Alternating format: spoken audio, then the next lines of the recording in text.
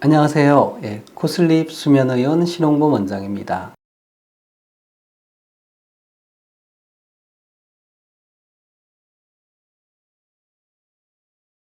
웨어러블 디바이스라고 해서요. 이렇게 손목에 지금 저도 이렇게 하고 있는데 시계처럼 이 착용해서 수면 상태라든지 활동 정도를 이제 측정하는 장치가 있습니다.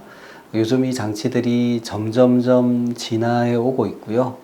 예를 들어 S전자에서 최근에 나온 그런 장비 같은 경우는 혈압도 측정이 되고 그리고 우리 몸의 체질량 지수도 이제 측정이 된다고 해요.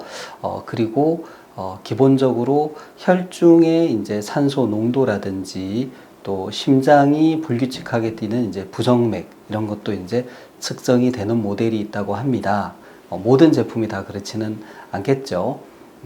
그런데 이렇게 웨어러블 디바이스들이 이제 발전하면서 이를 통해서 수면 질환 혹은 이제 심장 질환 등을 조기에 발견할 수 있게 되었고요.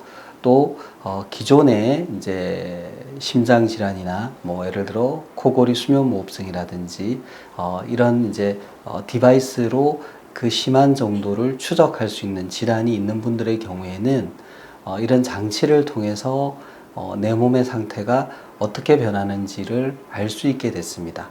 특히 이제 잠을 자는 동안에 어떤 일이 있는지를 알 수 있게 됐죠. 이처럼 이제 기술의 발전이 사람의 이제 건강에 도움을 주고 있는데요.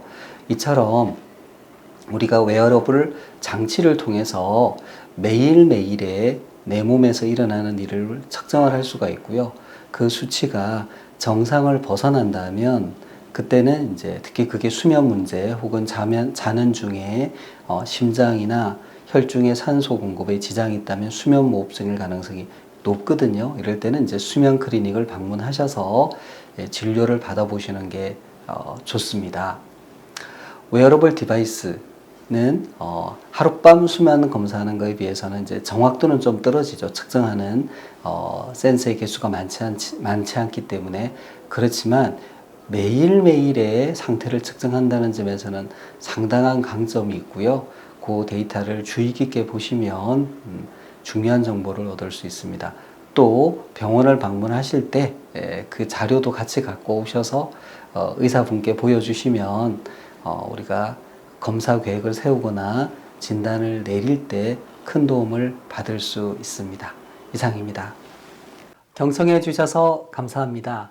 구독, 좋아요, 알림 설정 부탁드립니다.